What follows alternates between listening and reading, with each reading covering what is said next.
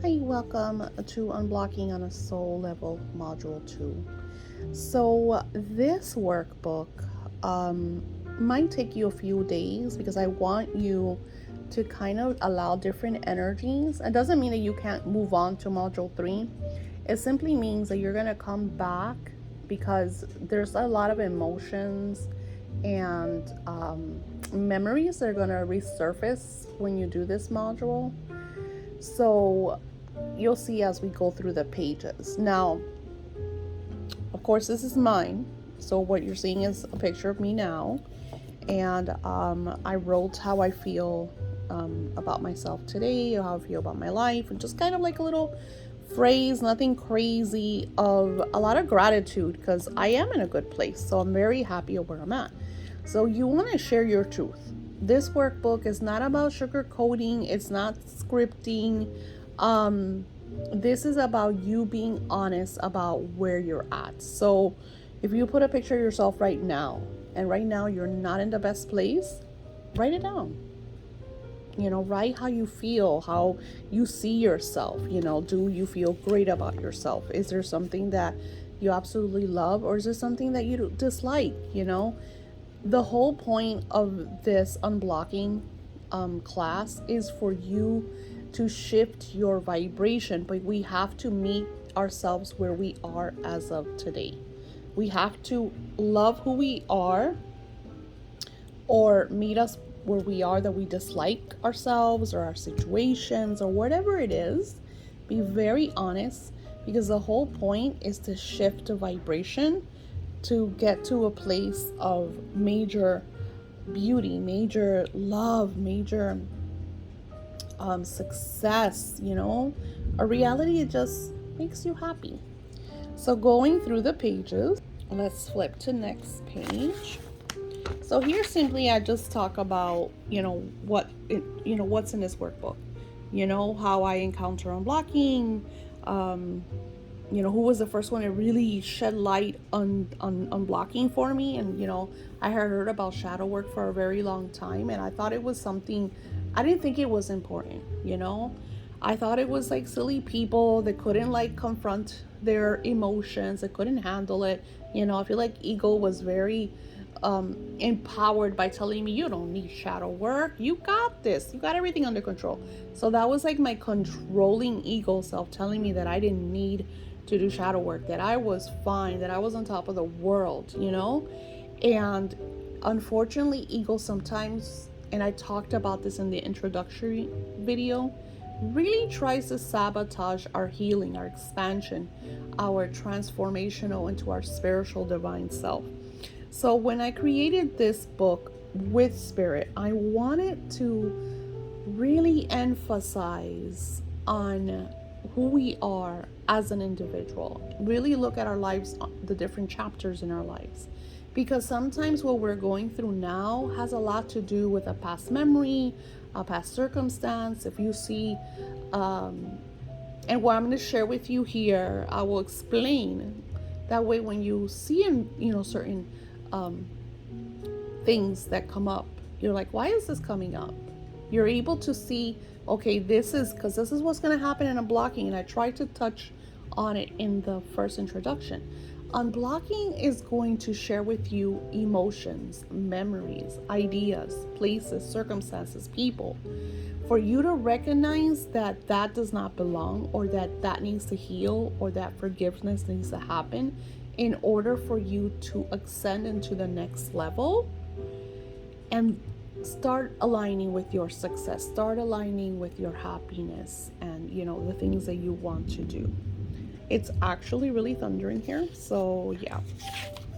Now, here is just, this is very kind of like for you to add about yourself. This is your little workbook, so it says, tell me about yourself. And again, I wrote a phrase in like a little paragraph in my first page that shares about, how I felt the moment I created this workbook, and I put the date on the bottom of it. Here it says, tell me about yourself. Tell me about your successes. What makes you unique? What would you change about your life right now?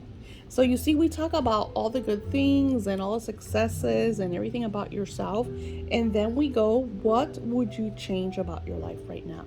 So I kind of, you know how you see how it goes from almost like one energy into the next. If you could change anything about your life right now, what would that be?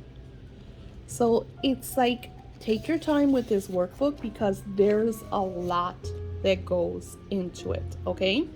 And this is something that you want to add to your unblocking binder because this is something that you're going to come back to.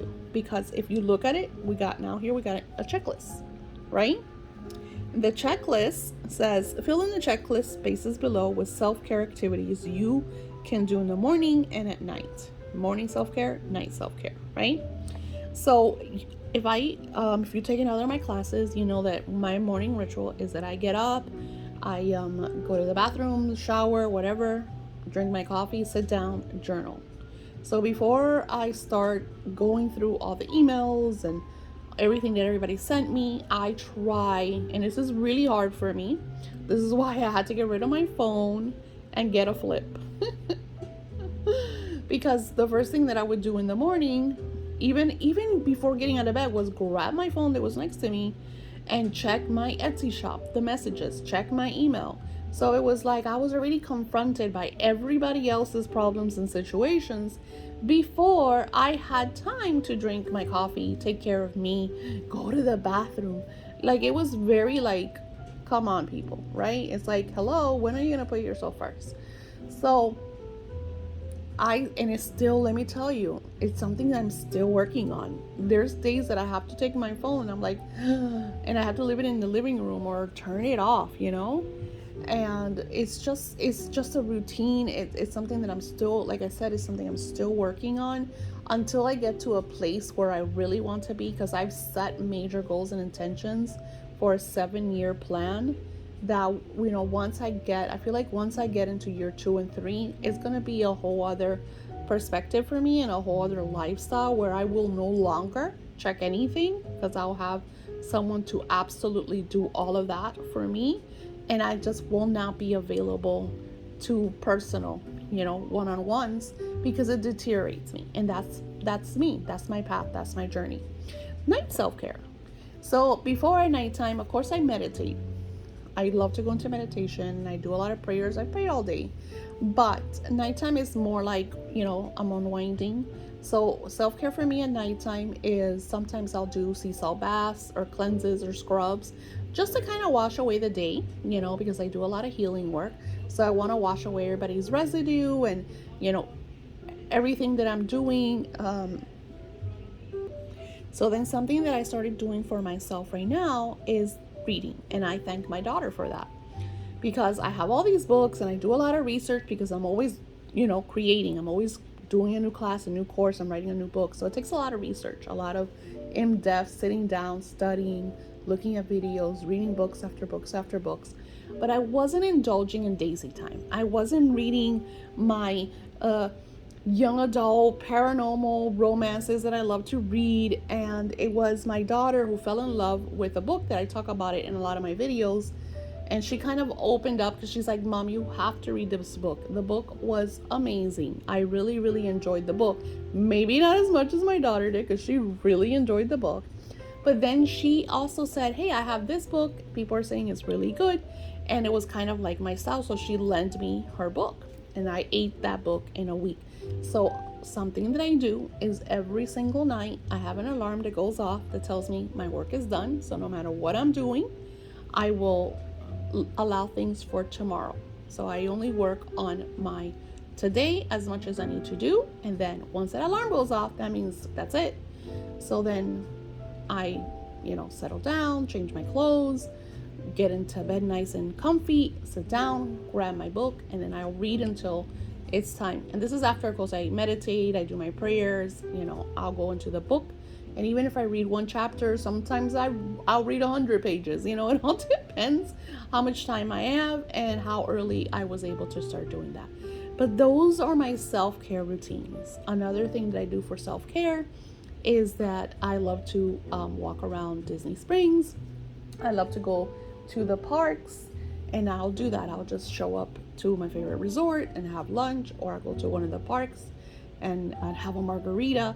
It's always putting a day for me, especially when I've had a lot of work or I've had clients that have overwhelmed me. So I will say, no, no, no, detach myself from that circumstance, from that situation, because, and you have to do that no matter where you are. If you're working at a job, sometimes we get so involved in that job, in that career, that we don't disassociate ourselves from that. We take it home. It becomes part of our daily routine, our morning routine, our night. We're like so consumed by it. And we notice that we don't take care of ourselves. We don't do things for ourselves. And that's not fair. So here is something for you to come back. It has a lot of little dots, so you could say something that you're going to start doing for yourself every morning, or maybe this morning. Monday mornings, I'm going to do this. Tuesday mornings, I'm going to do that. And do the same thing for your night self-care. Maybe it's facials. Maybe it's meditation. See the different things that you could do just for you. It's really, really important. And that's why I'm saying this is a workbook that you're gonna revisit. That's why I always recommend that when you do my classes, you get yourself a binder. I have this cute little portfolio right here that this is where I'm gonna be doing all the work. Okay, this is where we get into the hardcore stuff. So I say, visit a time in your life when everything was bleak and dire. This may be a decade ago, maybe when you were a child. Let us look at the point in time in your life and existence now. If you have seen it, I want you to really see everything, all the details. Like, I want you to really visit that time. Maybe this is a time that just when you started doing this, it came up to your mind. Usually that's your subconscious saying, hey, Sally, you really have to clean that shit up. You need to forgive the people, the situation, the places, the circumstances, and really clear that shit up so you could be in a more serene and, so see what comes up. See what memory surfaces for you when you are doing this. Don't second guess it. If nothing comes up, just allow. Maybe you need a moment. Maybe you need a day. I said, how old were you? What did you look like? And then we go into, well, what was the situation? Share all the details, all the feelings, all the scenes, the smells, encounters. The more details, the greater the outcome. I left you a few pages to share in free writing style. Allow and flow. Do not hold back anything. After all, this is all about you. So here is the free writing extra page for you to just allow the circumstances to flow. Now here in page 7, I said, now let us change and stir things up. Look at your life today and look at your past situation that we just encountered. What is the same? So a lot of times, like for me, and the lives that came up for me, of course, it was also a picture that I saw, and I worked a lot on it. I was 21 years old, and I had a lot of ideas. I had a lot of goals. I had a lot of... Sorry, my son is gaming in the background. This is what I usually do in a room. Sometimes it gets really loud. So, I was 21, so I know how old I was. I know what I look like. I have pictures of that time. And I know exactly the situation that I was going through. It was a time where I felt very alone because I had just gotten pregnant with my second son. I couldn't tell my mother-in-law because she would have flipped her lid. Of course, my mom was happy, but it wasn't like... My mother has never been like the hands-on, let me help you type person. She's always like, love you in a distance. I love the babies in a distance, So, and then my husband was working and being a man that was young and obnoxious. So I had like a lot of aloneness. Like I felt very unsupported, I guess would be the word.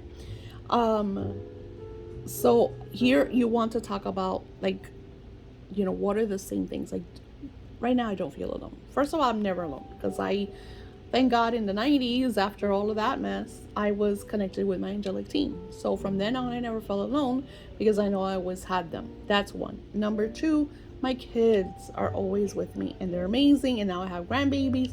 So that is not the same. So what what would be things that I could look back at that situation and be the same? And I think it would be me having to still recognize and forgive all the people in that timeline. Because no matter how many times I forgive my mother in law, things will resurface about our relationship, which was very harsh, which was very like topsy turvy and up and down, because she always blamed me for everything. Like if my husband didn't make enough money, it was my fault.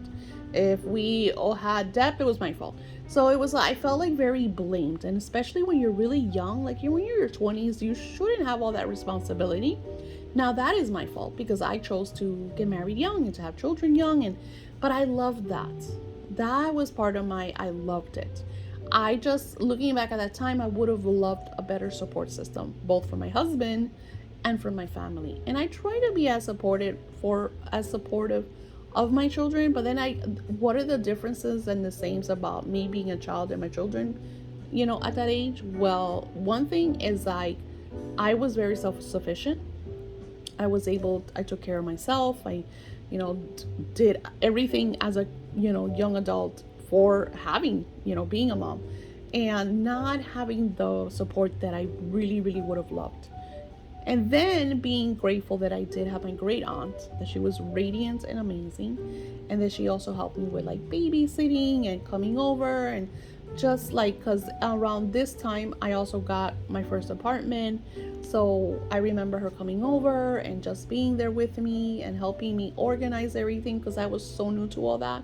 So having that support was amazing, and that's something that I recognize and that I miss, because she's no longer part of my life or of our life. And we still sit down and think about all those moments. Like when I'm like decluttering my what's it called, my fridge, I always think about her, because she loved organizing the fridge. It was just something crazy about to just, I think it was like therapy for her. I don't know. And then, here I'm sharing like all the things that have changed, Share your thoughts. You see how like I just shared all of like just things that are coming up. You're going to get glimpses, you're going to get ideas, and they don't have to all be bad. It's not about looking at every little bad thing that happened in your past. I don't want you to be a dark Lala.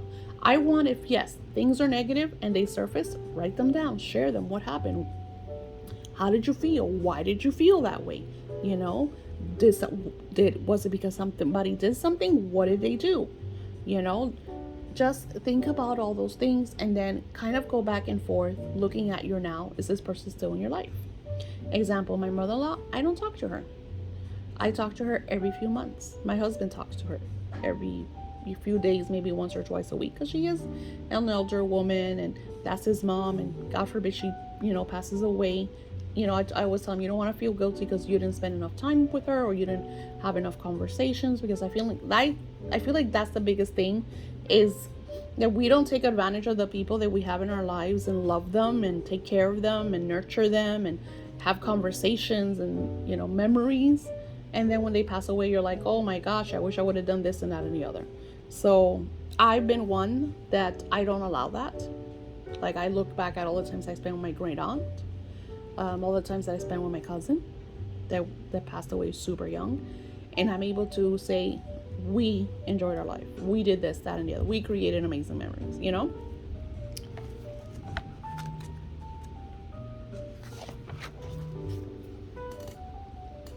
This is when it gets crazy. So here I wrote, today you have the power to change the energy of the past. You will write a letter of great advice to your past self. I didn't want to do this as I'm doing the video because I feel like I'm gonna get very emotional. So I was like, I'm not gonna do a video and I'm gonna be choking up. Like I'm not able to share this with you, and I need to get this information out so you can start doing the work, right? You will express them love and your genuine advice as if you had a crystal ball or were from the future talking to a past self going through a dire situation in need of a shift, of a miracle. You are the miracle. What would you tell your past self? What do you advise them? So think about that situation. Think about, like, for example, for me, I felt very unsupported. I felt very alone. So I would write to myself as someone with a lot of experience that looks back and that would stand in front of, and I was even then I was a little assertive, but definitely not the person I am now. And a lot of people were mean to me.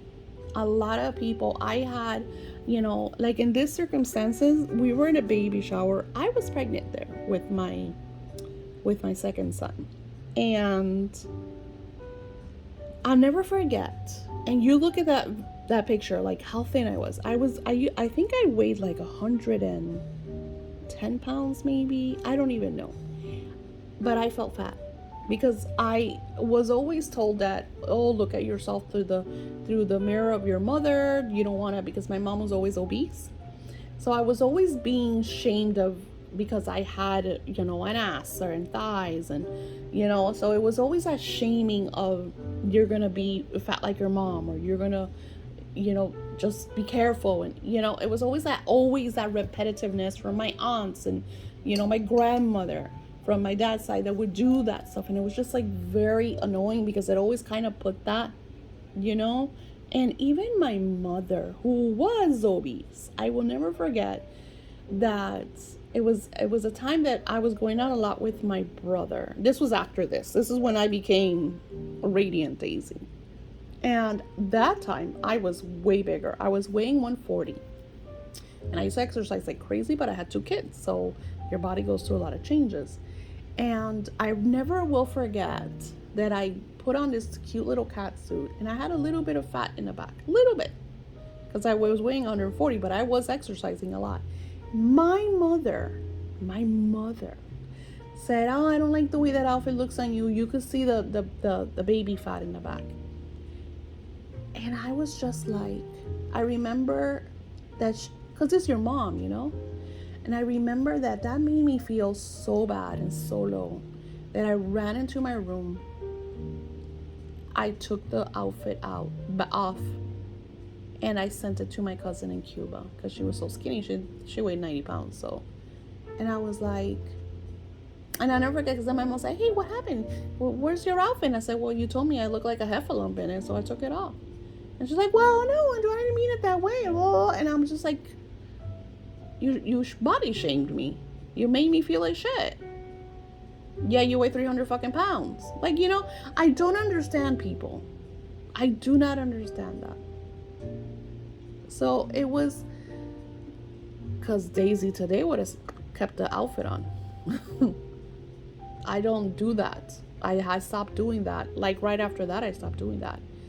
I was like, no, this is who I am. This is my body. If you don't like it, fuck off. I don't care who you are. I stopped allowing that. But, like again, I was very young, very naive. And unfortunately, my mom had a big hold. I mean, my mom had a big hold on me even into my 30s. She was always telling me how this was wrong. Don't do this. How this belief was wrong. Don't do that. As her beliefs were changing, she wanted my beliefs to change too. So every time she jumped into a new religion, she wanted me to be part of that religion. Every time she jumped into a new spirituality, she wanted me to be part of that spirituality. So it's almost like she was taking me on her own, experiences. And the reason I'm sharing this with you is because I have clients going through the same exact thing with their family and their parents. Still, they're full-blown adults, and they're trying to tell them what to do and how to do it and when to do it, and how they shouldn't do this, or worse, making them feel guilty for wanting to start a life, or wanting to marry someone, or wanting to move. You don't know how much guilt my mom gave me for wanting to leave where we were living, because, oh my God, I'm not going to see you. We're only 250 miles away. And when I lived with her, she wouldn't even come out of her room sometimes to hang out with me. So, I mean, come on. So the point of this is, you're going to advise this person going through this situation that you know better than anybody, because it's you. And you're going to tell her it's going to be, or him, it's going to be okay. And you're going to send them love. And you're going to send them real concrete advice on what to do, on how to shift her mind, their mindset. I loved creating this with Spirit. There's the letter. Now,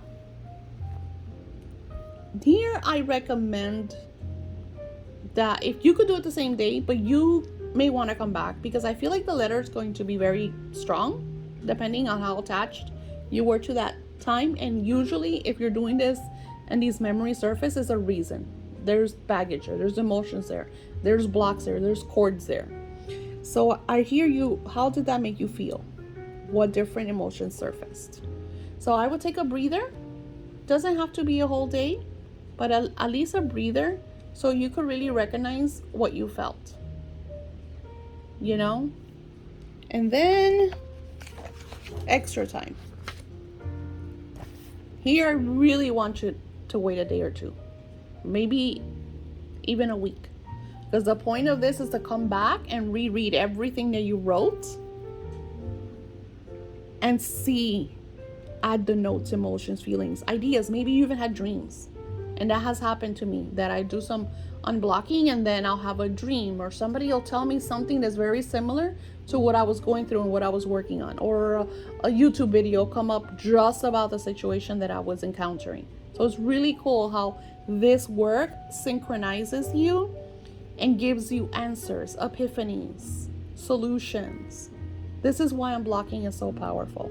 And this is why all of this energy work is so you could go into that, your DNA is very sacred, and there's baggage in it. There's emotions, there's lower vibrations, there's attachments, there's cords from whoever caused pain and suffering in your life. So by doing this work, you're able to clear that energy. And that's why that letter is so important, because you're going to tell you at that age, and this could be a week ago, but I recommend, because I feel like this, like I said, these are energies that they come from when you were really young and vulnerable. You're still growing and learning and expanding, and blocks were embedded to you by your guardians, by your teachers, by the people that you trusted, by your friends. So this is, like I said, this is great work for you to come back and also do in different situations and different timelines. They're 10 modules, but they're all going to touch like a different kind of chord in your life, so you could address all of these different energies and vibrations and really find the root of the situation that needs to be healed, cleared, and released. And you might have to do this and then go back and redo the audio ritual, because stuff really surfaced, emotions really came out. And then I just added area for notes. Maybe you come back, or maybe you need more room. So yeah, so this module is quite powerful.